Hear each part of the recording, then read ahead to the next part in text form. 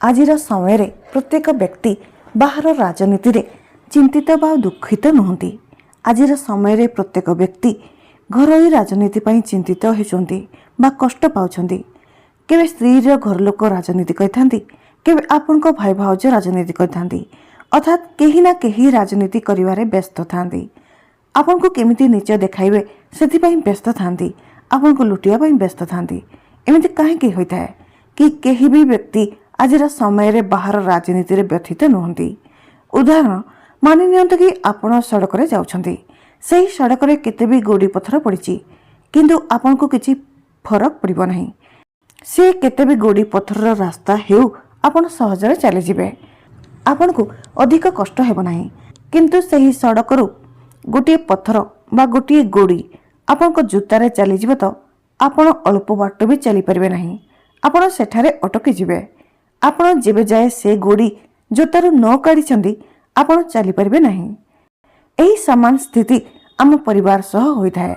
बाहर राजनीति को आपण सहजरे संभाली परिबे, कारण आपण तांको सह लड़ी करी आसी परिबे, तांको सह आपण तर्क मध्य करि परिबे। किंतु घरोई राजनीति रे आपण को चुप रहिबा को पड़िबो, आपण को शांत रहिबा को पड़िबो। काहे कि ना घर लोकन को आपण प्रहार करि परिबे नहीं, घर लोकन सह आपण झगड़ा कि तर्क करि परिबे नहीं। कमाल कथा यह कि किछि आस्तीन साप एमिति अटंती कि जाको आपण ही पाଳି थांदी, जाको आपण ही जन्म देई थांदी, आ से आपण को मुंड ऊपर आसी ठिया होई जांती। आपण ताको कोनोसी जवाब भी देई पारंती नहीं। एमिति रे कोन करिबा आवश्यक?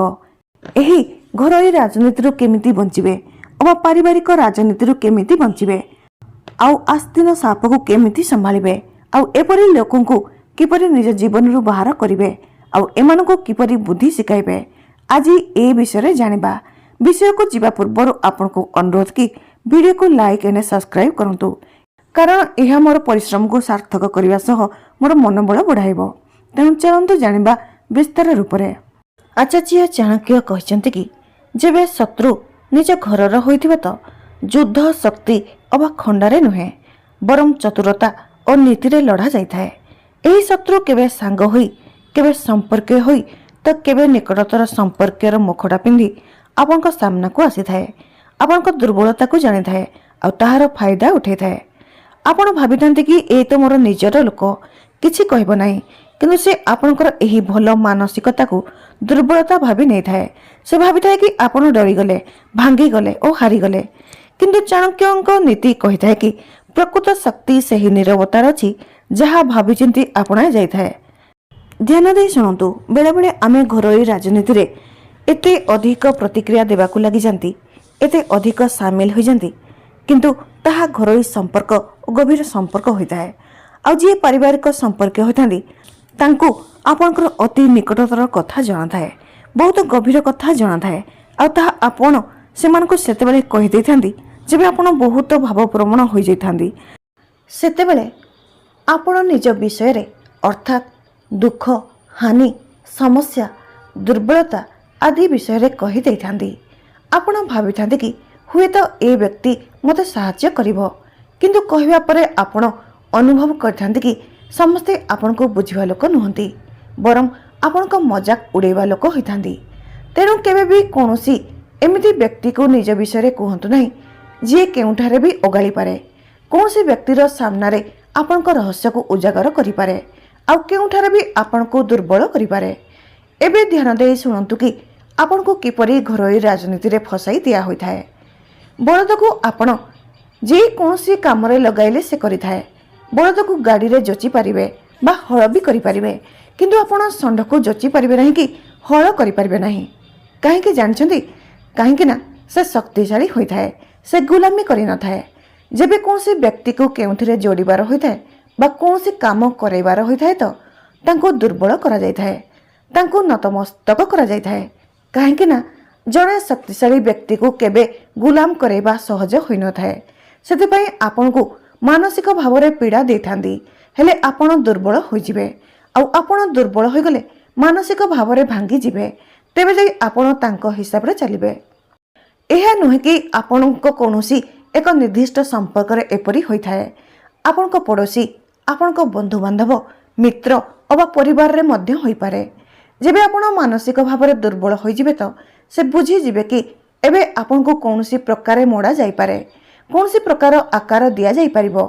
आपन को क्रोधित करिया पई उस्काई दिया जिवो, हेले आपण क्रोधरे किछि भी निर्णय नै जिबे, अर्थात भूल निर्णय नै जिबे। कारण व्यक्ति शांत मनरे केबे भूल निर्णय नै नथांदी। सबुले व्यक्ति क्रोधरे ही भूल निष्पत्ति नै थाए। शांत मनरे व्यक्ति केबे भूल निष्पत्ति नै नथाए। ध्यान देई सुनंतु, आपन को किपरि क्रोधित करा जाय थाए, किपरि आपन को फायदा उठा जाय थाए और आपन को गुलाम करा जाय थाए। जेबे केही व्यक्ति जे कोनसी काम को भल भाबरे करि थाए, उन्नतिर आशा रखि थाए, सीढ़ी पर सीढ़ी चढ़ी थाए और निज जीवन रे शांत रही थाए, आउ जीवन रे सब किछि बहुत उत्तम होई थाए, उत्कृष्ट होई थाए, तो लोक माने अर्थात जे माने आपन को पसंद करते नहीं से माने आपन को क्रोध देवा को चेष्टा करथांदी, आपन को इमोशनल करथांदी और ब्लैकमेल करथांदी। हेले यह किपरि संभव? आपण लुहार रड को देखिछंदी, जेतेबेले यह ठंडा होइताए ताको कोनसी प्रकारे मोड़ा जाई पारे नाही, काहेकि ना से ठंडा थाए। किंतु लुहा खंडटी को भल भाबरे गरम कर दियंतु और परे ताको आकार देई निज इच्छा अनुसार बना जाई थाए। जेपरि कहि थाए कि ए घरर दायित्व आपनको उपरे, आमको किछि जଣା नाही, आपण जहा करि परिबे ताहा आउ केही करि परिबे नाही। एपरि बेले बेले प्रशंसार माला पिंधा जाई थाए।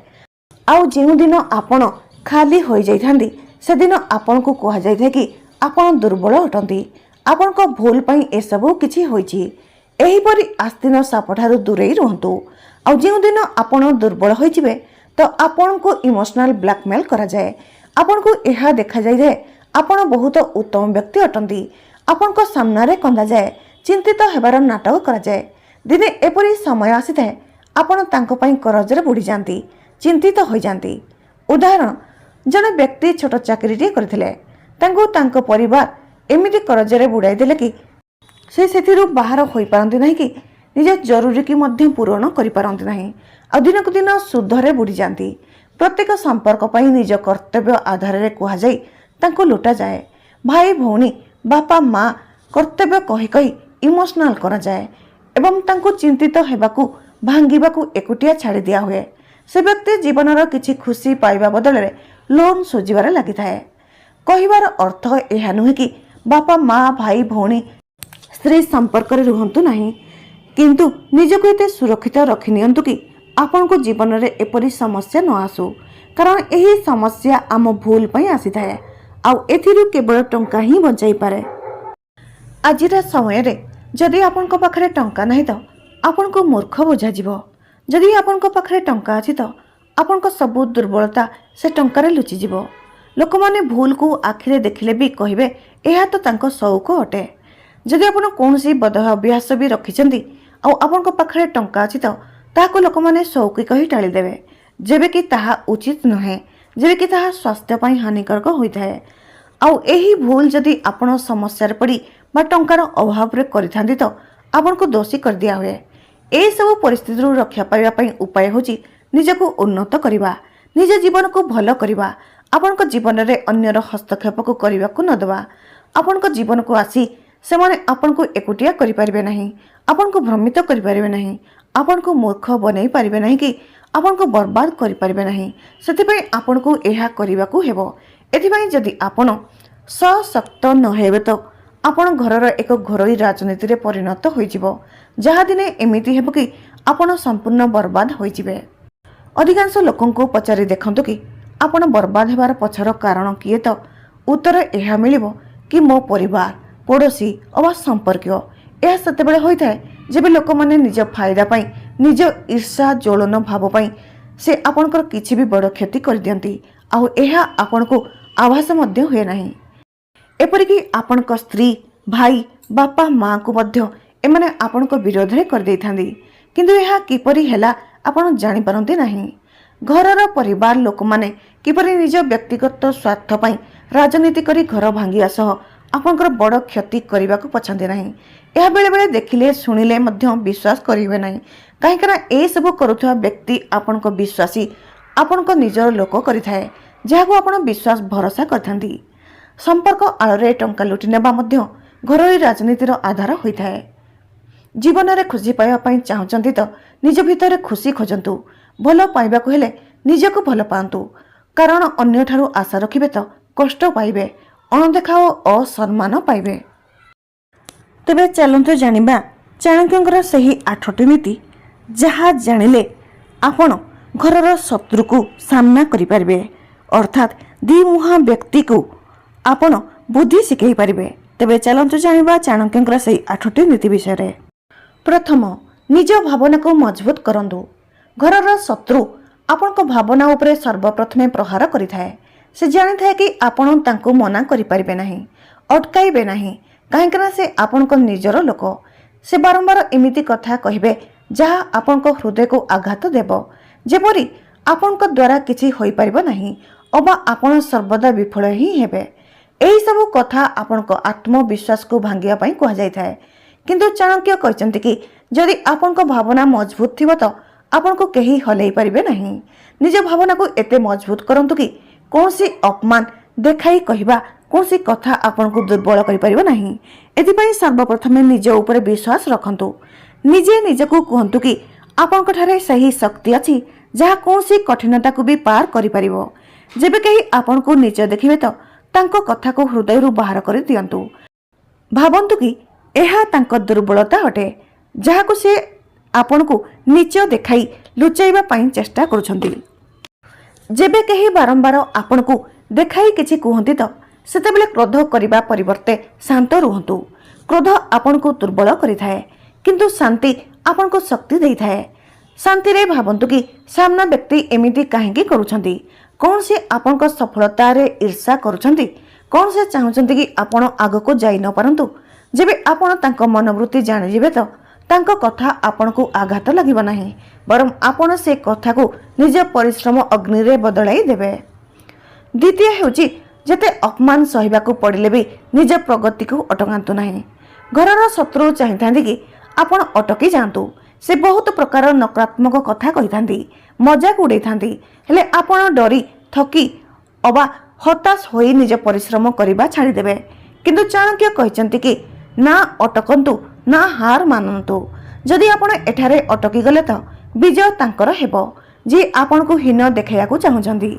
एथिपई केते भी अपमान सहिबा को पडुना काहेकि, केते भी कथा सुनिबा को पडुना काहेकि, निज प्रगति को केबे भी अटकांतु नाही। प्रतिदिन सकाळु उठिया मात्रे निज लक्ष्य को मने पकांतु।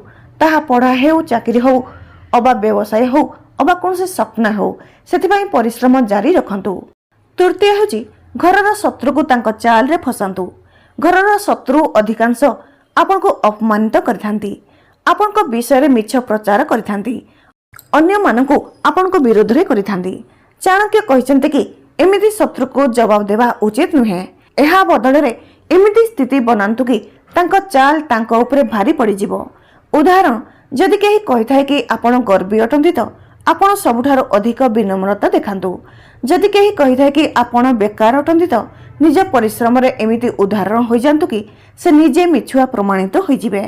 एही नीतिर आधार हेउची आपण को काम और व्यवहार सत्यता सामना को आनिबा। जदि केही घरर लोक आपण को विषय रे खराब कथा प्रचार करथांती तो आपण निज आचरण तांको भूल प्रमाणित कर दियंतु। जेपरि जदि केही कहिथांती कि आपण स्वार्थी अटंती तो अन्यर सहाय्य करि देखांतु। जदि केही कहिथांती कि आपण दुर्बल अटंती तो निज परिश्रम और साहस रे तांको जवाब दियंतु। एही नीति आपण को शिखाई थाए कि शत्रु को हराइबा पई चित्कार करिवार आवश्यकता नाही, बरम चतुरता सह काम करिवार आवश्यकता अछि। एथिपई आपण को धैर्य और बुद्धिमानी हेबा जरूरी। तांको प्रत्येक कथा को ध्यान दे सुनंतु, जवाब दियंतु नाही। तांको चाल को बुझंतु और तांको विरुद्ध रे प्रयोग करंतु। जेमिति कि परिवार रे केही आपण को परिश्रम को बेकार बोली कहिथांती तो आपण आहुरी परिश्रम करंतु। चाणक्य कहचंती कि शत्रुर सबुठारु बड़ हार सेतेबेले होइथाय जेबे तांको चाल तांको क्षति पहुंचाई थाए। जेबे केही आपण को नीच देखाइथांती तो क्रोध करंतु नाही, बास निज परिश्रम और व्यवहार तांको भूल प्रमाणित करंतु। चतुर्थ नीति हेउची शांतिर सह दूरता बढ़ांतु। शत्रु को सबुठारु अधिक कष्ट सेतेबेले होइथाय जेबे आपण तांको अणदेखा करिथांती। जदि केही घरर सदस्य आपण को बारंबार अपमानित करिथांती तो तांको ठारु दूरता बढ़ाई दियंतु, किंतु बिना पाटी तुंडरे तर्क करंतु नहीं, झगड़ा करंतु नहीं, बास धीरे धीरे तांको निज जीवनरू बाहर कर दियंतु। जेमिति कि कौन से संपर्कीय सबुथर आपनक भूल गणुथांती तो तांको सह कम मिसंतु, कम कथा कहंतु। एही दूरता तांको अनुभव कराइबो कि तांको चाल आपनक उपरे प्रभावहीन हेउची। दूरता बढ़ेबार अर्थ संपर्क भांगिबा नुहे, बरं निज मानसिक शांति को बंचाइबा होइथाए। जदि केही आपनकु बारंबार नीच बा हीन भावना देखै थांती तो तांको ठारू एते दूरता रखंतु कि तांको कथा आपनकु आघात न पहुंचाई पारू। पंचम नीति हेउची समयर अपेक्षा। चाणक्य कहिसेंति कि प्रत्येक शत्रु दिने ना दिने भूल अवश्य करिथाए। आपनकु बास धैर्य रखिबार अछि आ उचित समयर अपेक्षा करिबार अछि। जेबे केही घर लोक आपनकु बारंबार हीन देखाई थांती तो क्रोध न करी तांको योजना को बुझंतु आ अपेक्षा करंतु। से दिने एमिति भूल करिवे जहा तांको असलियत समस्तଙ୍କ सामनारे नै आसीबो। सेतेबेले आपण तांको दुर्बलता को हथियार भाबरे व्यवहार करि परिबे। धैर्य अर्थ शांत रहिबा, उचित सुजोगर अपेक्षा करिबा। षष्ठ नीति होची निज पक्षरे समर्थन रखंतु। घरे किछि लोक नीरव रहिथांती, अर्थात ना तांको समर्थन रे थांती ना आपणक समर्थन रे थांती। चाणक्य कहिसंती कि एही लोकमानकु निज पक्षरे आणंतु, किंतु बिना शब्दरे निज व्यवहार, निज सत्यता और निज कामरे तांको प्रभावित करंतु। अष्टम नीति हेउची चाणक्यंकर सबुठारो घातक नीति। शत्रु को भूली जांतु किंतु केवे क्षमा करंतु नाही। जिए बारंबार आपनको नीच देखाई थांती, आपनको आत्मविश्वास को भांगी थांती, तांको क्षमा करिवा अर्थ निज आत्मा को विष देबा होइथाए। एमिति मनुष्य को निज जीवन संपूर्ण भावे बाहर कर दियंतु। जेपरि कौनसी संपर्कीय आपनको स्वप्नर बारंबार मजाक उड़ाई थांती तो तांको निज जीवनर अंश करंतु नाही। तांको कथा को, तांको अस्तित्व को भूली जांतु। एही नीति आपनको शिखाई थाए कि निज मानसिक शांति अत्यंत जरूरी अटे। क्षमा करिबा सेतेबेले उचित होइथाए जेबे केही निज भूल मानि नै थाए, किंतु जे सबुथर विष गली थाए तांको क्षमा करिबा अर्थ निजको दुर्बल करिबा। एहा बदले से मनुष्य को निज जीवन रू हटाई दियंतु। तांको कथा को, तांको ताश्चल्य को, तांको अपमान को भूली जांतु। निज जीवन को एते उत्तम करि नियंतु कि से शत्रुर कौनसी महत्व रहिबो नाही।